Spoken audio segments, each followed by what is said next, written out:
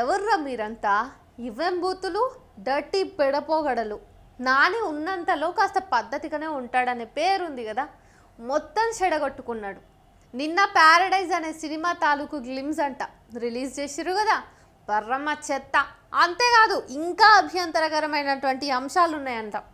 రా లాంగ్వేజ్ అంటూ తెలంగాణ యాసతో డైలాగులు. తెలంగాణ యాస భాష రా లాంగ్వేజా అంటే పచ్చి భాష ఎట్లయిందిరా?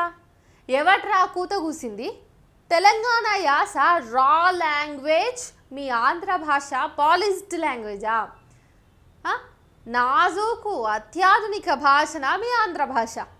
ముందే డిస్క్లైమర్ అని రాసేస్తే ఇక లంజా కొడుకు కథ వంటి చెత్త పదాల్ని వాడితే పర్లేదా? తల్లిని తిట్టడం ఏందిరా?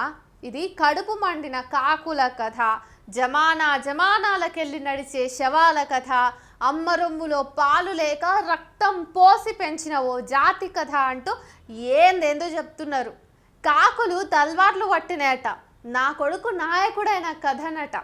సరే, అవేం కాకులో ఆ తల్వార్లేంతో తర్వాత సినిమాలో చూడొచ్చు, కానీ నా కొడుకు అనే పదాల్ని ఎప్పుడు ఎట్లా వాడతారో తెలియదా? పైగా శవాలు బదులుగా అదే భాషలో పీడుగలు అని రాయొచ్చు కదా. ఓకే, అవి అప్రస్తుతం, వాడి క్రియేటివిటీ వాడిష్టం. కానీ లంజా కొడుకు కథ అని చేతి మీద టాటూ, పర్రమ్మ వెగటుగుంది, చీప్ టేస్ట్. పైగా బ్యాక్గ్రౌండ్లో ఓ లంజా కొడుకు కథ అనిపించడం. ఇంకా ఈ నిర్వాకానికి తోడు ఈ సినిమాకు దర్శకుడట శ్రీకాంత్ ఓదెల ఓ ట్వీట్ కొట్టిండు.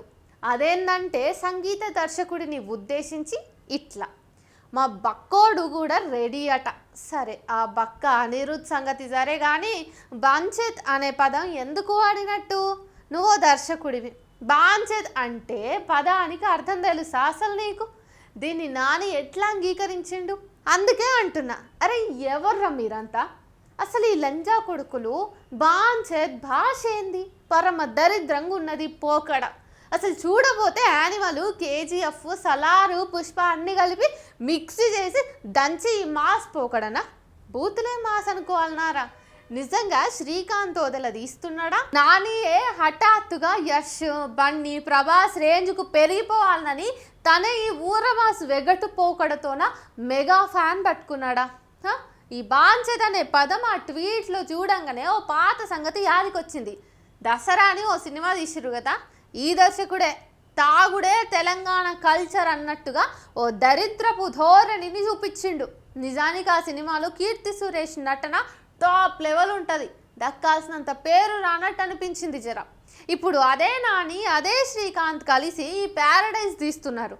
గ్లిమ్స్ తెలంగాణ యాసలో ఉండి దసరా లాగానే ఇదే తెలంగాణ బ్యాక్ డ్రాప్ కావచ్చునేమో. దసరా సినిమాలో ధూమ్ ధామ్ దోస్తాన్ అని ఓ పాట, అందులో 5-6 సార్లు ఈ బాంచేత్ అనే పదం వినిపిస్తుంది. రచయిత కాసర్ల శ్యామ్ పాటల్లో బూతులు ఉండవు, బహుశా సంగీత దర్శకుడి పైత్యమై ఉంటుంది అందులో ఉన్న బూతులకు. అదో గొప్ప పదం అనుకుంటున్నాడేమో కానీ నాని ఆ మధ్య ఆహాలో తెలుగు ఇండియన్ ఐడల్కు గెస్ట్గా పోయినప్పుడు కూడా ఎవరో కంటెస్టెంట్ సాయి వల్లభ్ అనుకుంటా ఈ పాట వాడితే మెచ్చుకోవడానికి అక్కడ కూడా నాని ఈ బాంచేత్ అనే పదం వాడిండు. అదేందో అభినందనను చెప్పే పదం అన్నట్టు. చివరకు నాని అజ్ఞాని అనడం లేదులే, నువ్వు కూడా చచ్చా. హిట్ 3 అనే సినిమా ఒకటి వస్తుంది కదా తనది, ఆ టీజర్ చూస్తేనే మార్కోస్ తరహాలో విపరీతమైన హింసకు ప్రాధాన్యం ఇచ్చినట్టుగా మనకు అర్థమైపోతుంది. బూతులు, పావం నాని, ఏమైంది నీకు? సరే, ఈ ప్యారడైజ్ సినిమాలో ఎవరో సోనాలి కులకర్ణి అనే సీనియర్ నటి ఉన్నదట, హీరోయిన్ ఉండదట, పాత సికింద్రాబాద్ బ్యాక్ డ్రాప్ అట, అన్నీ సరే, కానీ ఎటొచ్చి ఈ బూతులే సినిమా మీద వ్యతిరేక భావాన్ని కలిగిస్తున్నాయి.